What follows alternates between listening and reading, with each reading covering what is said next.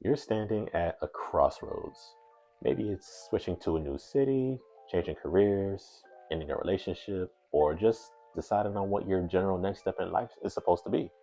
But instead of moving forward, you're completely frozen, obsessively weighing the pros and cons, getting advice from everybody you know, trying to figure out if you're really going to make the right decision, and you're terrified of making the wrong one. Today, we're talking about why decision paralysis is actually a hidden defense mechanism and what you can do to stop letting the fear of regret keep your life on pause. Let's start with why this feels so overwhelming in the first place. From the time we're kids, we're taught that life is a standardized test. There's only one right answer and everything else is a failure. When you reach adulthood and face a major decision, your brain instinctively searches for the right answer. But here's the truth. Most choices aren't really a decision of what's right versus what's wrong. It's simply a matter of path A versus path B. Path A comes with its own unique set of wins, trade-offs, and challenges, and so does path B. The point is that neither path promises a 0% failure rate. The trap comes when we start believing that if we research hard enough, that we'll magically find a door that comes with no downsides.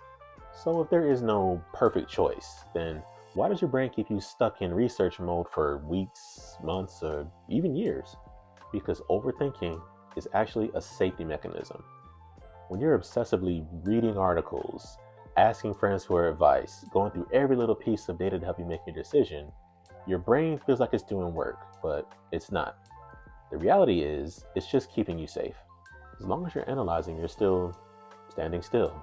You haven't taken a risk. You haven't taken a chance of being disappointed, failing, or experiencing regret. And here's a hard truth that we all have to face sooner or later. It's that inaction is still a choice.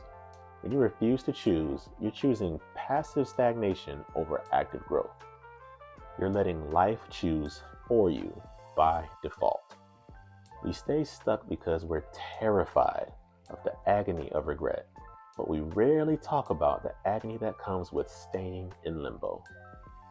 Living in decision paralysis is exhausting. It kills your peace. You can be in one place physically, but in your mind, you're living in 5 different alternate realities, all with different outcomes, all with different futures. It took me a long time to find language for this and to find a framework to help me break out of this loop. And it's a tool that I really want to share with you to help you do the same and start working toward that. I want you to start separating your choices into 2 categories, which are type 1 and type 2 decisions. Type 1 decisions are pretty much irreversible. Now, these are one-way doors. You can turn around, but it'll either be extremely costly or nearly impossible to do so. These can be things like taking out a loan, getting a credit card, or something that pressures you to make a decision in the heat of the moment, just rather than thinking it through and doing it on impulse.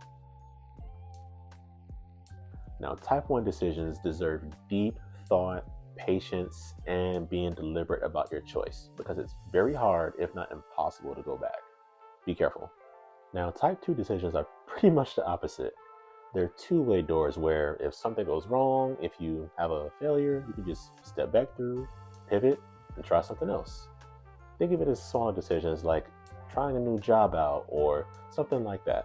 But here's where so many of us get stuck.